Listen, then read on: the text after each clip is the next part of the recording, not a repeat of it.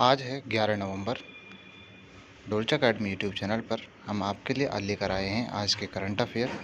तो शुरुआत करते हैं अपने आज के करंट अफेयर के साथ। आज का पहला करंट अफेयर है हमारा, सशस्त्र बलों के लिए रुपए क्रेडिट कार्ड वीर। ये वीर नाम से एक रुपए क्रेडिट कार्ड है, ये लॉन्च किया गया है।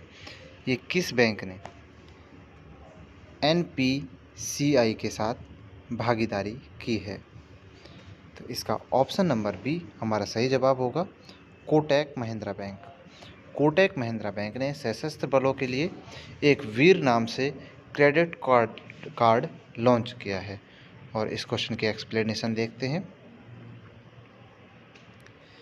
इसकी एक्सप्लेनेशन है, कोटक महिंद्रा बैंक ने सशस्त्र बलों के लिए क्रेडिट कार्ड, रुपए क्रेडिट कार्ड वीर लॉन्च करने के लिए NPCI के साथ एक भागीदारी की है। इसी के साथ चलते हैं अपने अगले करंट अफेयर की तरफ।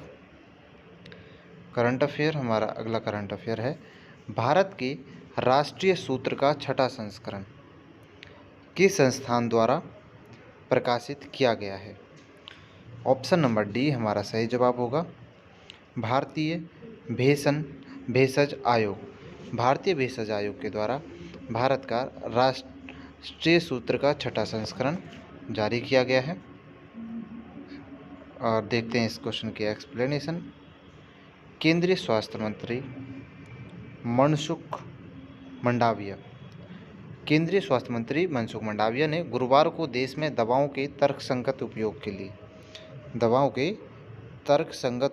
के लिए को बढ़ावा देने के लिए भारतीय फार्माकोपिया आयोग यानी कि IPC द्वारा प्रकाशित भारत के राष्ट्रीय फार्मूलरी के छठे संस्करण का शुभारंभ किया। तो ये केंद्रीय मंत्रालय द्वारा स्वास्थ्य मंत्रालय द्वारा किया गया है, जिसके मंत्री हैं मनसुख मंडाविया जी। दवाओं के तर्कसंगत उपयोग के लिए ये छठा संस्करण जारी किया गया है।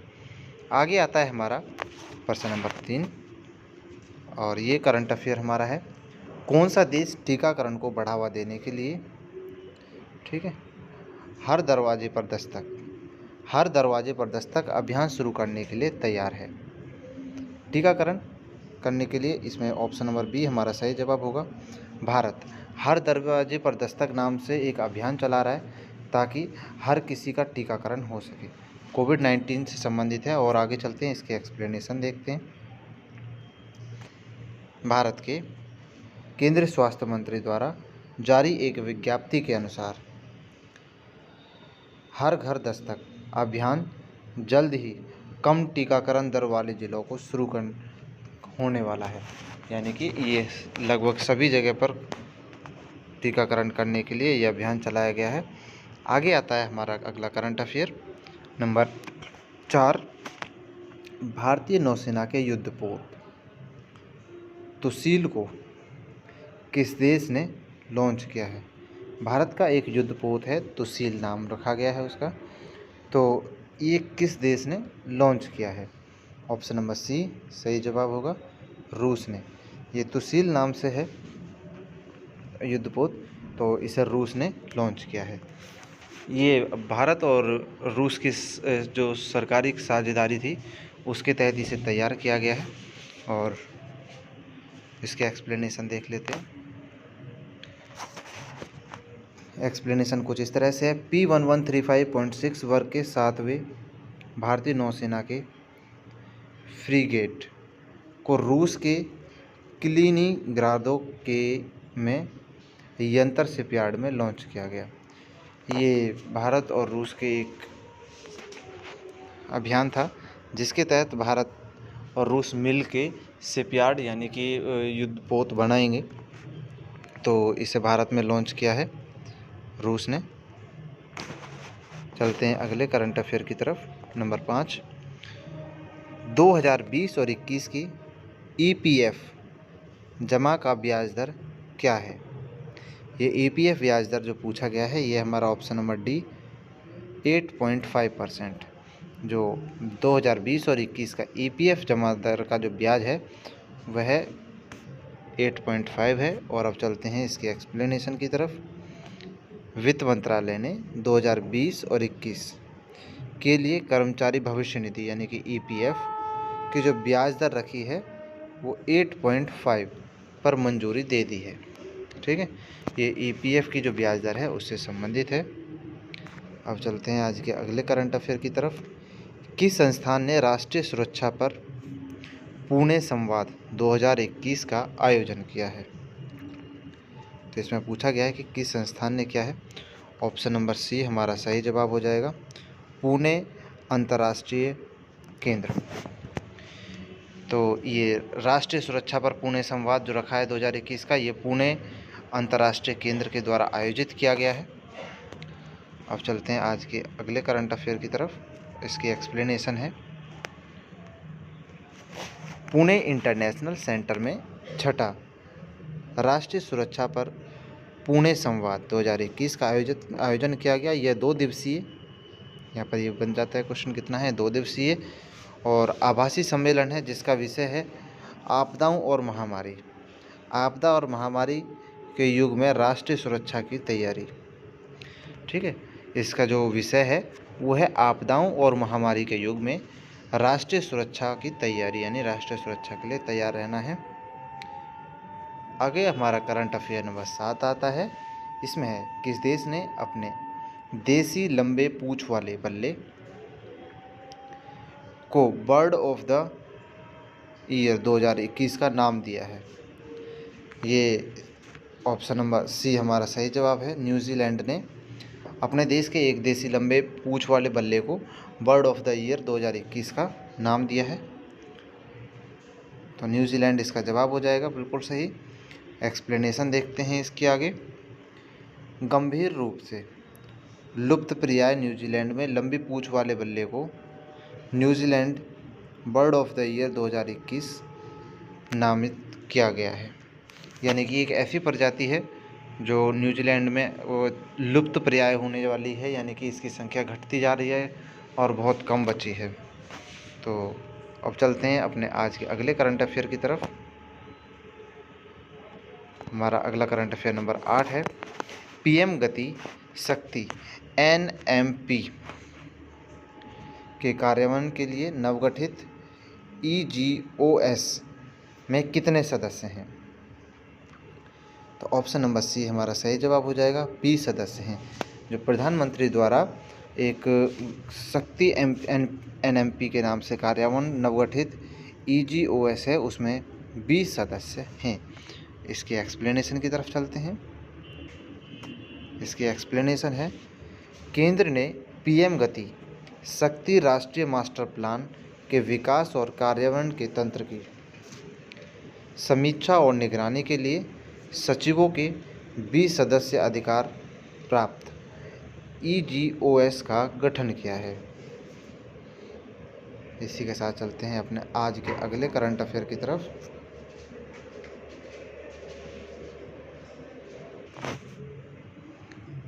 अगला करंट अफेयर हमारा है नंबर 9।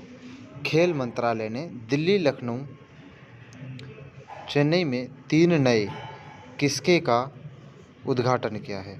भारत में अब कुल कितने किस्के चालू हैं? किस्के की फुल फॉर्म जानेंगे अब हम इसमें। पहले आंसर देखते हैं इसका। इसने पूछा है कि वर्तमान में कितने किस्के हैं, यानी कि 3 नए किस्के जुड़े हैं, उसके बाद अब कितनी संख्या है। ऑप्शन नंबर डी हमारा सही जवाब हो जाएगा। इस समय भारत ने खेल मंत्रालय ने 27 किस्के चालू किए हुए हैं। अब जानते हैं इसकी एक्सप्लेनेशन की तरफ। किस्के की जो फुल फॉर्म है वो खेलो India sports centre of excellence, ये किस्के की हमारी फुल फॉर्म हो गई। और आगे एक्सप्लेनेशन देखते हैं। भारत में खेलो India sports centre of excellence की कुल संख्या, अब से पहले ये राज्य हैं जो उनमें 26 है और एक केंद्र शासित मिलके बढ़कर अब 27 हो गई। यानी कि इस समय वर्तमान में किसको, यानी कि खेलो इंडिया के स्पोर्ट्स सेंटर ऑफ एक्सीलेंस की जो संख्या है वह 27, एक दिल्ली केंद्र शासित प्रदेश हो गया और बाकी 26 राज्यों में यह कार्यान्वित है। अगला आता है हमारा नंबर 10।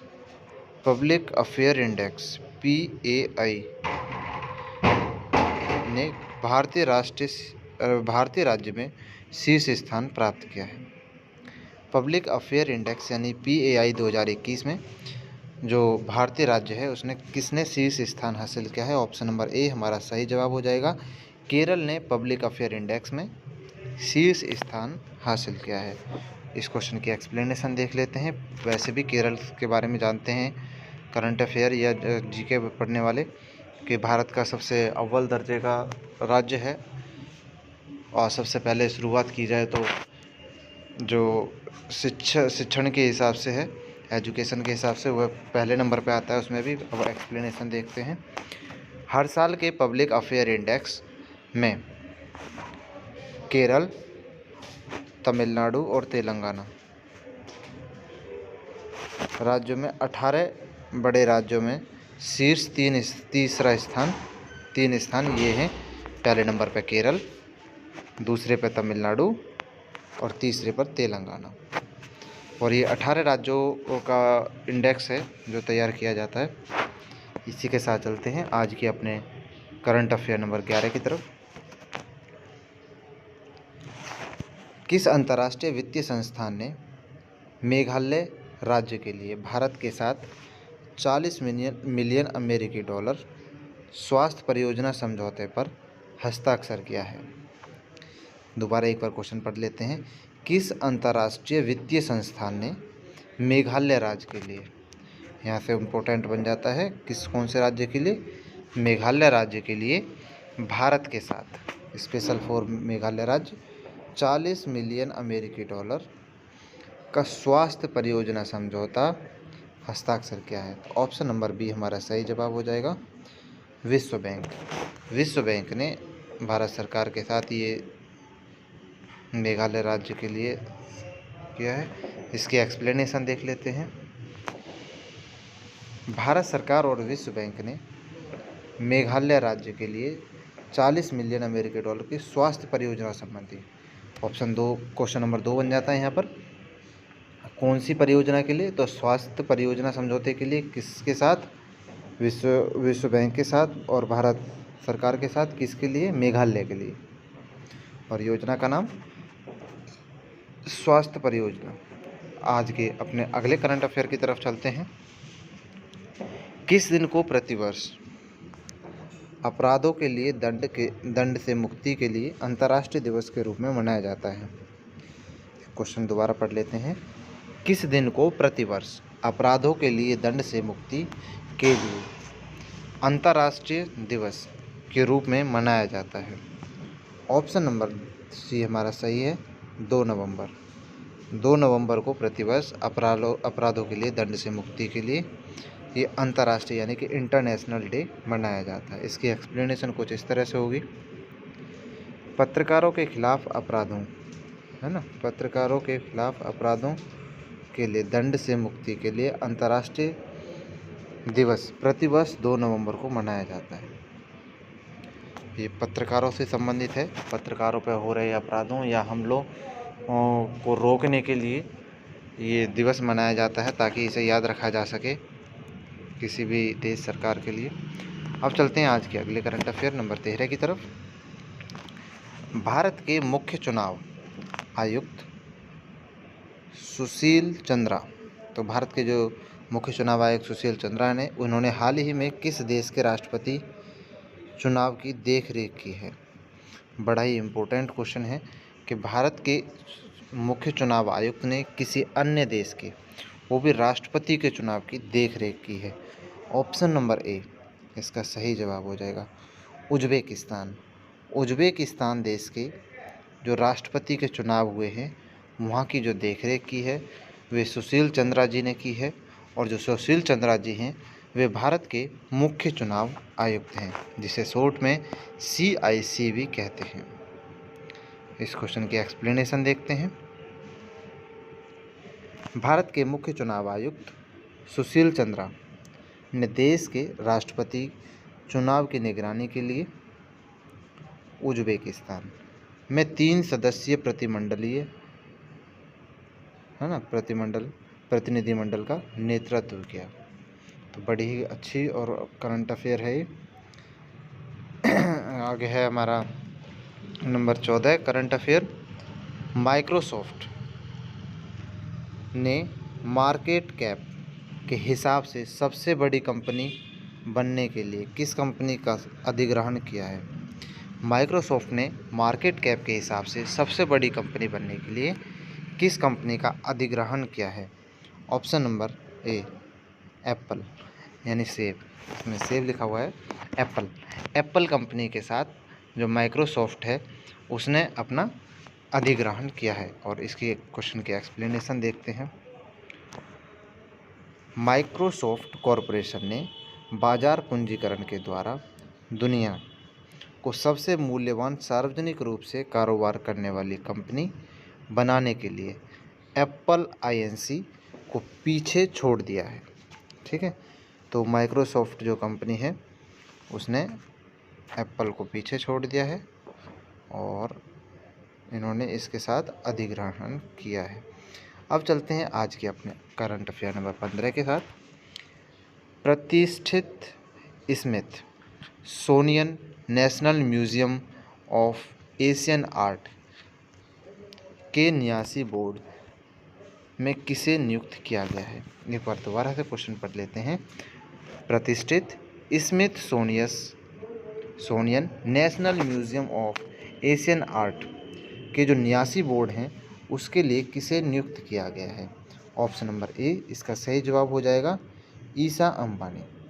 ईसा अंबानी जी को म्यूजियम ऑफ एशियन आर्ट के न्यासी के बोर्ड के रूप में नियुक्त किया गया। इसके एक्सप्लेनेशन देख लेते हैं।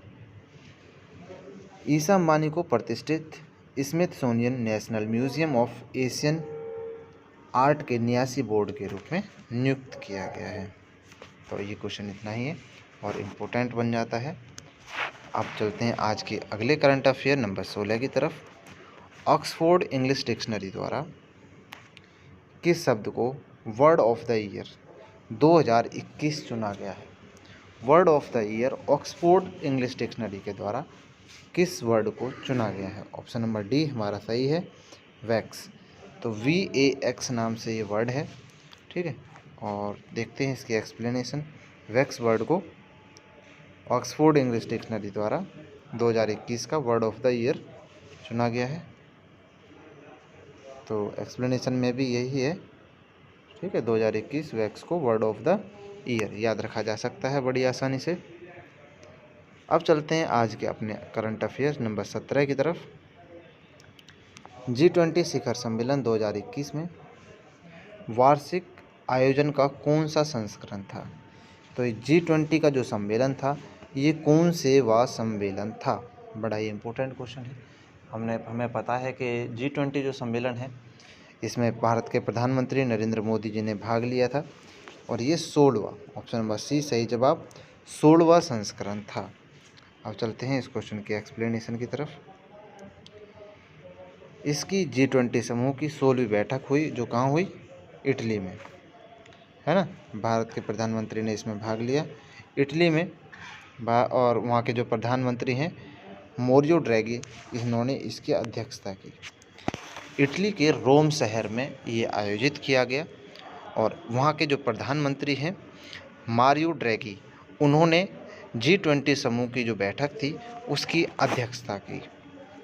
इसी के साथ चलते हैं आज की अपने अगले करंट अफेयर की तरफ। करंट अफेयर नंबर हमारे आज का है 18। G20 सदस्य राष्ट्र के नेताओं ने पूर्व औद्योगिक स्तरों से ऊपर ग्लोबल वार्मिंग को किस स्तर तक सीमित रखने की कार्रवाई के लिए प्रतिबद्ध किया है?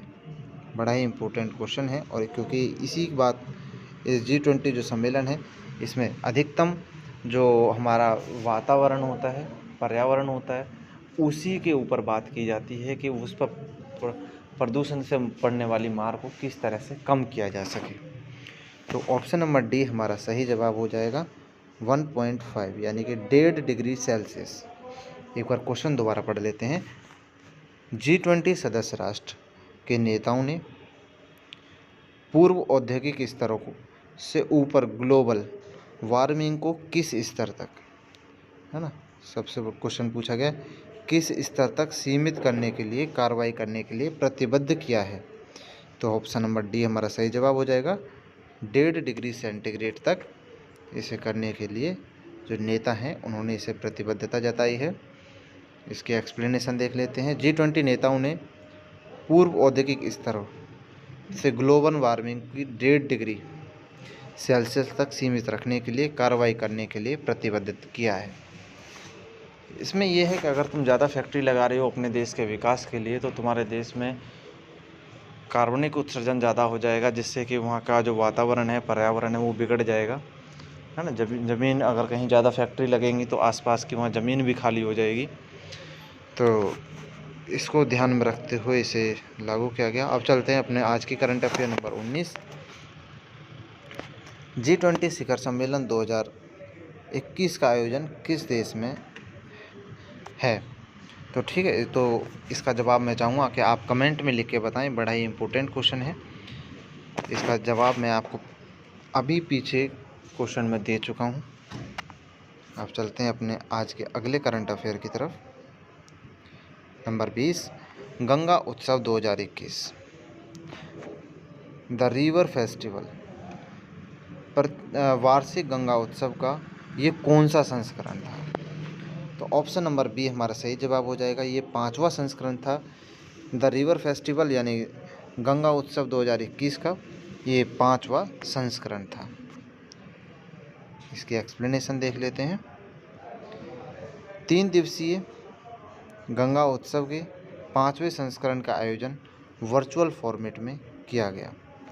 प्रधानमंत्री नरेंद्र मोदी और उत्तर प्रदेश सरकार द्वारा, यानी कि जहाँ जहाँ से गंगा जी गुजरती हैं वहाँ तक उसका देखभाल और उसकी शुद्धता, स्वच्छता और पवित्रता को बनाए रखने के लिए कठिन प्रयास किए जा रहे हैं, कड़े प्रयास किए जा रहे हैं और काफ़ी हद तक सफल भी हैं। तो ये इनका 5वां संस्करण था। इसी के साथ मिलेंगे आज अगले करंट अफेयर में इसी समय कल। तो धन्यवाद दोस्तों, थैंक यू, जय हिंद दोस्तों।